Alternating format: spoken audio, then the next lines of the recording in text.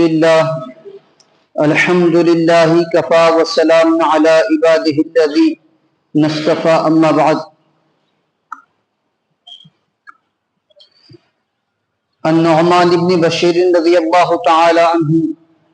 عن النبي صلى الله تعالى عليه وسلم قال الدعاء هو العبادة قال ربكم ادعوني استجب لكم رواه ابو داود عن انس بن مالك رضي الله تعالى عنه قال جاءت ام سليم الى النبي صلى الله تعالى عليه وسلم فقالت يا رسول الله علمني كلمات ادعو بهن قال تسبحين الله 10 وتحميده 10 وتكبرونه 10 ثم سلي حاجتك فإنه يقول قد فعلت قد فعلت. عن ابن عمر رضی اللہ تعالی عنہما ان رسول اللہ صلی اللہ تعالی علیہ وسلم كان اذا استوى على بعير خارجا الى سفر كبر 3 ثم قال سبحان الذي سخر لنا هذا وما كنا له مقرنين وإنا إلى ربنا لمنقلبون اللهم إنا نسألك في سفرنا هذا البر والتقوى ومن العمل ما ترضى اللهم هون علينا سفرنا هذا واطوي عنا بعده اللهم أنت صاحب في السفر والخليفة في الأهل اللهم إني أعوذ بك من وساء السفر وكعبة المنظر وسوء المنقلب في المال والأهل وإذا رجع قالهن وزاد فيهن آيبون تائبون عابدون لربنا حامدون رواه مسلم.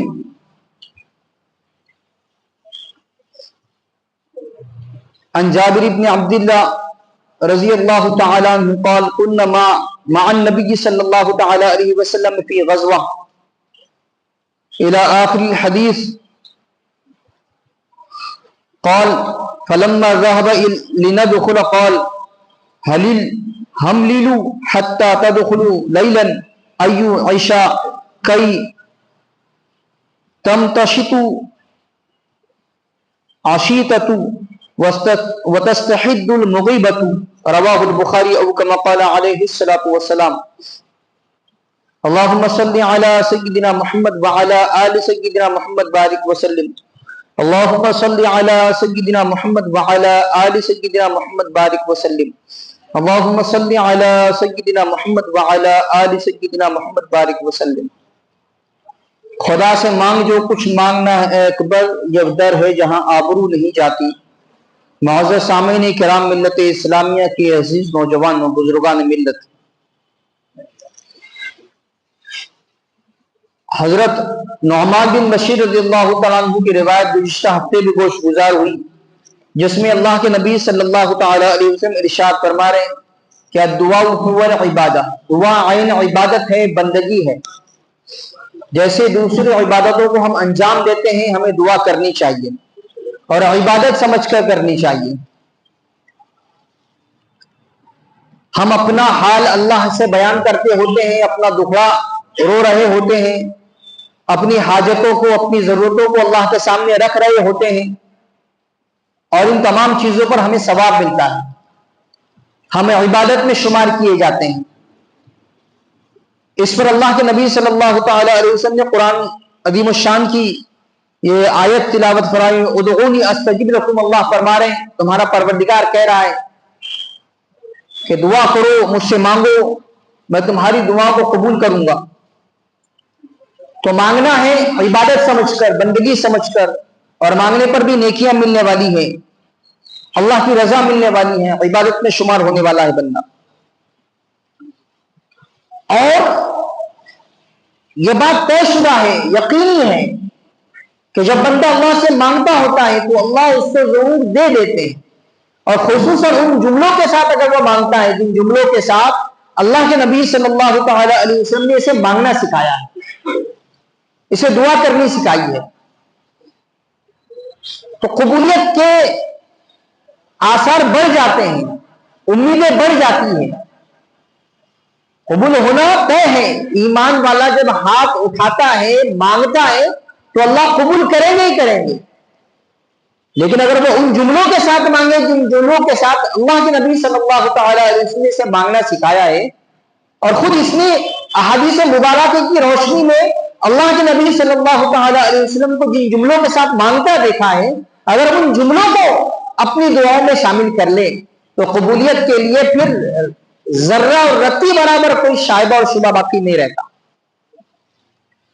حضرت انس بن مالک رضی اللہ عنہ راوی ہیں، روایت فرماتے ہیں کہ جب ام سلیم، حضرت ام سلیم رضی اللہ تعالیٰ عنہ اللہ کے نبی صلی اللہ تعالی علیہ وسلم کے پاس آئی، فقالت، اور کہنے لگی، یا رسول اللہ، اے اللہ کے رسول صلی اللہ تعالی علیہ وسلم، علمنی کلمات ادعو بہن، چند ایسے کلمات، چند ایسی دعائیں مجھے سکھا دیجئے کہ جن کے ذریعے میں دعائیں کیا کروں، میں اللہ سے مانگا کروں. یہ کتنا بڑا فضل ہے صحابہ اور صحابیات کا رضی اللہ عنہم اجمعین کہ انہوں نے پوچھ کر ڈھنگ اور طریقہ بھی ہم کو بتا دیا کہ کیسے مانگنا چاہیے، کیا طریقہ ہونا چاہیے مانگنے کا. قال، اللہ کے نبی صلی اللہ تعالی علیہ وسلم نے ارشاد فرمایا، تسبحین اللہ 10، جب بھی دعا کرنی ہے 10 مرتبہ سبحان اللہ کہو، وتحمیدہ 10، 10 مرتبہ الحمدللہ کہو، وتکبرونہ 10، اور 10 مرتبہ اللہ اکبر کہو. سبحان اللہ 10 بار، الحمدللہ 10 بار، اللہ اکبر 10 بار. ثم سولی حاجتک، پھر اپنی ضرورت کو اللہ سے مانگو. اللہ کی کبریائی بیان ہو گئی، اللہ کی تعریف ہو گئی، اللہ کی تسبیح بیان ہو گئی. اب اپنی ضرورت کو اللہ کے سامنے مانگو. یہ عمل کرنے سے، یعنی آپ پہلے 10 مرتبہ سبحان اللہ کہیں، 10 مرتبہ الحمدللہ کہیں، 10 مرتبہ اللہ اکبر کہیں، پھر اپنی ضرورتوں کو اللہ کے سامنے رکھیں. تو یہ اس سلسلے سے اور اس طریقے سے مانگنے سے کیا ہوگا؟ فَإِنَّهُ يَقُولُ، یہ کرنے سے اللہ فرماتے ہیں حدیث میں مبارکہ میں اللہ کے نبی صلی اللہ تعالی علیہ وسلم ارشاد فرما رہے کہ ایسے مانگنے سے اللہ فرماتے ہیں، قد فعلت، میں نے وہ کر دیا جو تو نے مانگا، میں نے وہ دے دیا جو تو نے مانگا. کتنی بڑی بات ہے. مانگنا ہے اور صحیح ڈھنگ کے ساتھ مانگنا ہے، صحیح طریقے کے ساتھ مانگنا ہے. یہ تو ہے دعا. اب آج جو ہم اس مجلس میں سننے جا رہے ہیں وہ خصوصیت کے ساتھ سفر والا معاملہ ہے. ایک آدمی اپنے گھر سے یا تو باہر کسی کام سے گیا، گھر سے باہر گیا، کسی اور علاقے میں گیا. یہ ایک اس کے سفر کا جزوی سفر ہے، اس کا چھوٹا سا سفر ہے. اور ایک سفر وہ اپنی سٹی سے باہر گیا، دوسری سٹی میں گیا کسی کام سے. اور ایک ہوتا ہے وہ آؤٹ آف کنٹری گیا، اپنے ملک کے باہر چلا گیا. یہ جو تینوں سفر کے طریقے ہیں، اس میں بہت ساری چیزیں ایسی ہوتی ہیں کہ آدمی تشویش میں رہتا ہے. گھر سے نکلا تو آنے تک ایک فکر رہتی ہے کہ گھر بار صحیح سالم رہے، کوئی ضرورت پیش نہ آ جائے، کسی کو کوئی تکلیف نہ پیش آ جائے. اور سٹی سے باہر جانے کے بعد تھوڑی سی پریشانی اور بڑھ جاتی ہے کہ میں جا رہا ہوں تو میرے پیچھے میرے گھر والوں کی خیریت باقی رہے، انہیں کوئی ایسی دشواری، کوئی ایسی پریشانی لاحق نہ ہو. اس تذبذب کے ساتھ وہ سفر کرتا ہے اور فکر اندر سے رہتی ہے. اور یہی بندہ اگر آؤٹ آف کنٹری جا رہا ہے، ودیش جا رہا ہے، تو لازمی بات ہے وہ فوراً تو آنے والا نہیں ہے. سال بھر کے بعد، 2 سال کے بعد، اور ابھی کچھ سہولتیں آ گئی کہ کچھ مہینوں کے بعد آدمی واپس آتا ہے. لیکن اس بیچ میں اس کو ایک فکر ہمیشہ دامنگیر رہتی ہے، ستائے رہتی ہے کہ میرے پیچھے میرے گھر والوں کو کوئی پریشانی لائق نہ ہو، اور ان گھر والوں کو اس کے لیے فکر ستاتی ہے کہ دوران سفر کوئی حادثہ پیش نہ آ جائے، کوئی دقت پیش نہ آ جائے۔ ان تمام پریشانیوں کا حل اللہ کے نبی صلی اللہ تعالی علیہ وسلم نے اپنی ایک حدیث مبارکہ میں بتلایا ہے۔ بخاری شریف کی روایت ہے، مسلم شریف میں روایت ہے، حضرت ابن عمر رضی اللہ عنہ راوی ہے، روایت فرما رہے ہیں کہ ان رسول اللہ صلی اللہ تعالی علیہ وسلم کان اذا استوى على بعیرہ خارجا الى سفر، اللہ کے نبی صلی اللہ تعالی علیہ وسلم جب اپنی سواری پر سوار ہوتے سفر سے نکلنے کے ارادے سے، کبر ثلاثا، 3 مرتبہ اللہ اکبر فرماتے ہیں، ثم قال، اور پھر آپ یہ دعا پڑھتے، سبحان الذی سخر لنا هذا وما كنا له مقرنین وانا الى ربنا لمنقلبون۔ یہ ہم سفر کی دعا پڑھتے ہیں، الحمدللہ سب کو یاد ہے، لیکن اس کے بعد کے جو جملے ہیں وہ بہت زیادہ سننے لائق، لینے لائق، یاد کرنے لائق ہیں، اور جب جب بھی ہم سفر کے لیے روانہ ہو ان کو اپنی زبان سے ادا کرنے لائق ہیں۔ اللہ کے نبی صلی اللہ تعالی علیہ وسلم اس دعا کو پڑھنے کے بعد فرماتے ہیں، اللہم انا نسألک فی سفرنا ھذا البر والتقوی، اے اللہ ہمارا یہ جو سفر ہے یہ نیکی بھرا ہو، تقوی بھرا ہو، نیکی اور تقوی کو بڑھانے کا ذریعہ بنے میرا یہ سفر، ہمارا یہ سفر۔ ہم آپ سے یہ مانگتے ہیں، براہ راست بندہ اللہ سے مانگ رہا ہے کہ میری نیکیوں میں اضافہ ہو جائے، تقوی میں اضافہ ہو جائے، دوران سفر کوئی گناہ مجھ سے سرزد نہ ہو، کوئی تقوی کے خلاف کوئی کام مجھ سے سرزد نہ ہو، یہ اللہ سے مانگ رہا ہے۔ وَمِنَ الْعَمَلِ مَا تَرْضَى، اور دوران سفر اس عمل کی ہم آپ سے دعا چاہتے ہیں کہ جو آپ کو راضی کر دے، آپ کی رضا والے اعمال میرے اعضائے بدن سے صادر ہو، میری زبان سے صادر ہو، ایسی دعا ہم آپ سے مانگتے ہیں۔ اللہم حوّن علینا سفرنا ھذا، اے اللہ ہماری سفر کی کٹھنائیوں کو، دشواریوں کو، تکلیفوں کو، آنے والی مصیبتوں کو ہم سے دور کر دے۔ وَاطْوِ عَنَّا بُعْدَهُ، اور اس کی جو دوری ہے، بعض مرتبہ ایسے ہوتا ہے کہ آدمی سفر پر روانہ ہے اور اس کی منزل اسے آتی دکھائی نہیں دیتی ہے، کب پہنچیں گے ہم، کب پہنچیں گے ہم، یہ فکر ستاتی رہتی ہے۔ جب اس نے یہ دعا کر دی کہ ہماری دوری ختم ہو جائے تو اس کو معلوم بھی نہیں ہوگا کہ سفر کب ختم ہو گیا۔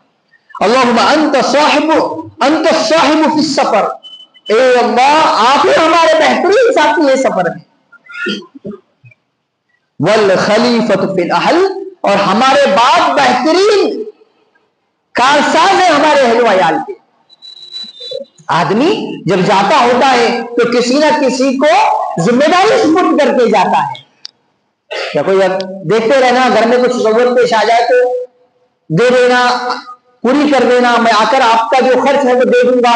آپ نے اگر کچھ رقم دی ہے گھر میں تو میں ادا کر دوں گا، کسی کو اگر ایمرجنسی آ گئی گھر میں، دوا خانے لے جانے کی نوبت آئے لے جانا، یہ جو بندہ اپنے بعد والے سے ذمہ داری کے ساتھ اس کو سونپ کر جاتا ہے، اس سے بڑی ذمہ داری آپ اللہ تبارک و تعالیٰ سے مانگ رہے ہیں کہ آپ ذمہ دار بن جائیے ہمارے گھر والوں کے، کہ کوئی پریشانی نہ ہو میرے بعد، کوئی دقت نہ ہو میرے بعد، کوئی حیرانی نہ ہو میرے بعد، کوئی ایمرجنسی پیش نہ آئے میرے بعد، میرے جانے کے بعد۔ اللہم انی اعوذ بک من غصاء السفر وکابۃ المنظر وسوء المنقلب فی المال والاہل۔ یہ جتنے ڈراؤنے منظر ہیں، ہولناک منظر ہے، حادثے والے منظر ہے، ایکسیڈنٹ والے منظر ہے، ان تمام منظر سے اللہ کی پناہ مانگ رہا ہے بندہ کہ ایسا کوئی منظر مجھے دکھائی نہ دے، میرے سامنے پیش نہ آئے، خود میرے ساتھ پیش نہ آئے۔ جس گاڑی میں میں جا رہا ہوں وہ گاڑی بھی سیف رہے، اور جس راستے سے جا رہا ہوں وہ راستہ بھی سیف رہے، دوران راستہ کوئی ایسا منظر مجھے نہ دکھائی دے، نہ پڑے کہ جس کی وجہ سے میں کٹھنائی کا سامنا کروں، مجھے دقت ہو، مجھے پریشانی ہو سفر میں، اس کی وہ اللہ سے دعا کر رہا ہے۔ اور جانے کے بعد اب دوران سفر یہاں گھر والوں کے ساتھ کوئی خوفناک منظر پیش نہ آ جائے، اس کی وہ پناہ مانگ رہا ہے۔ وَإِذَا رَجَعَ قَالَهُنَّ، جب آپ سفر سے واپس تشریف لاتے ہوتے تو انہی جملوں کو ادا فرماتے، وَزَادَ فِيهِنَّ، اور ان جملوں کی زیادتی فرماتے، آئبون تائبون عابدون لربنا حامدون، کہ اب جب خیریت کے ساتھ، عافیت کے ساتھ، خیر خوبی کے ساتھ ہمارا یہ سفر مکمل ہوا تو ہم توبہ کر رہے ہیں ان غلطیوں کی جو دوران سفر ہم سے ہوئی، ہم اللہ کی عبادت کے ساتھ، اللہ کی تسبیح کے ساتھ، تحمید کے ساتھ اللہ کی خوبیوں کو بیان کرتے ہوئے اپنے گھر میں داخل ہو رہے ہیں۔ دیکھیے یہ دعا اگر آپ یاد کر لیں گے، اپنے سفر میں پڑھا کریں گے، اور جب جب بھی ہماری زبان پہ یہ دعائیہ جملہ آئیں گے تو کتنا زیادہ فرحت محسوس ہوگی کہ ہم نے سب کچھ اللہ کا، ہم نے سب کچھ اپنا اللہ کے سپرد کر دیا، اللہ کے حوالے کر دیا۔ اللہ تبارک و تعالیٰ کے فضل سے ہم سفر پر روانہ ہو رہے ہیں، اللہ کے کرم سے واپس آ رہے ہیں۔ تو بندہ اپنے آپ کو اپنے مالک، اپنے خالق کے سپرد کر رہا ہے، اور سارا کچھ اپنی دعاؤں میں کہہ رہا ہے کہ جس کی اس کو فکر لائق ہو سکتی ہے، جس کا اس کو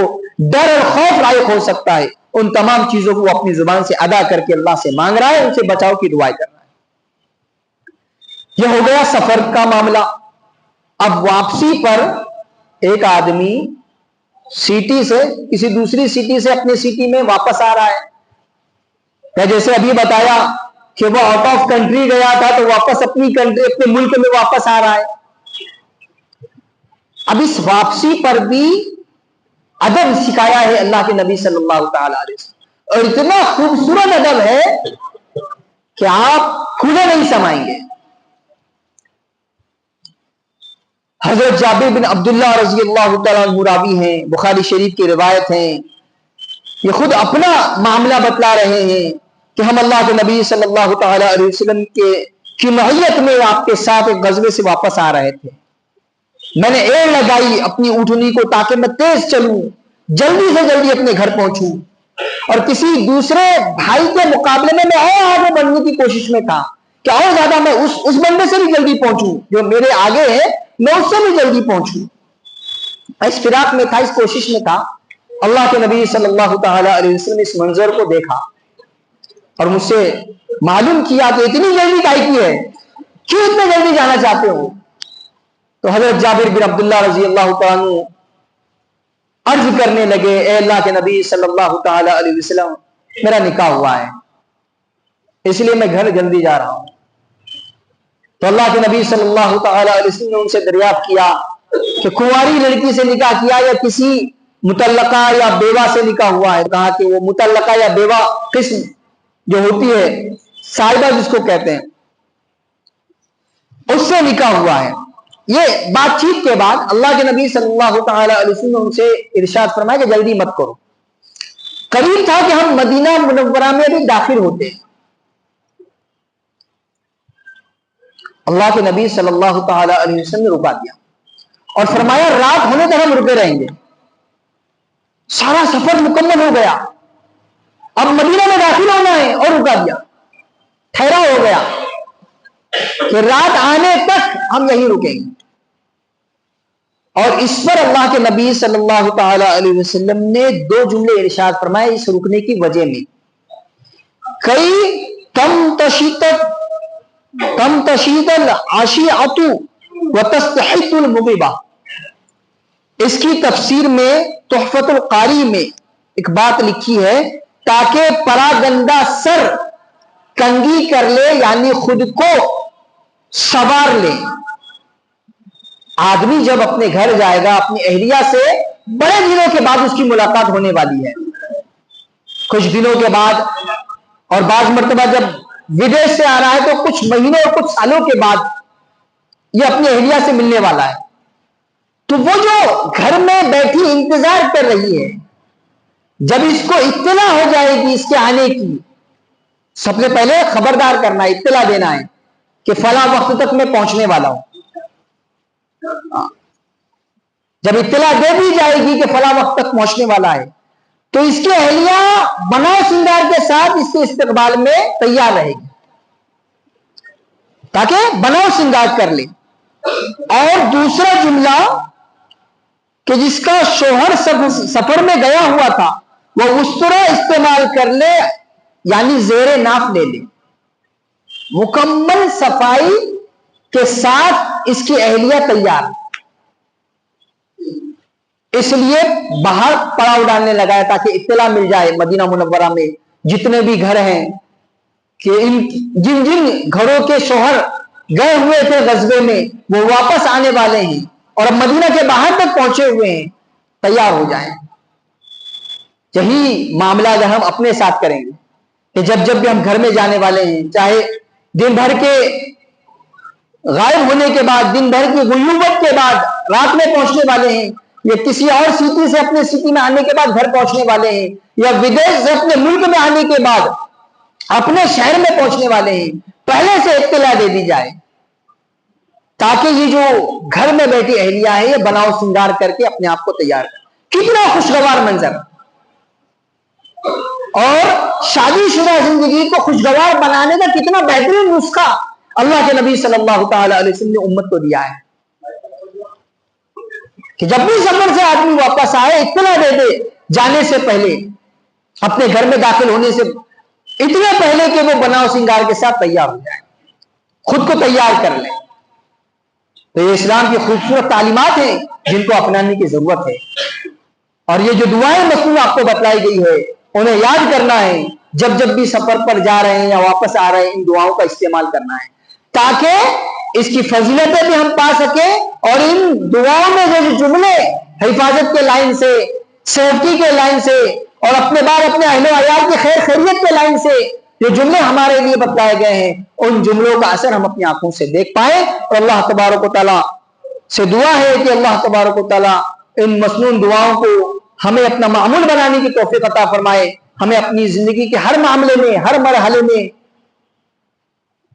دعاؤں کا اہتمام کرنے اور خصوصاً مسنون دعاؤں کا اہتمام کرنے کی توفیق عطا فرمائے۔ وآخر دعوانا الحمدللہ رب العالمین والصلاة والسلام علی سید الانبیاء والمرسلین صلی اللہ تعالی علیہ وسلم۔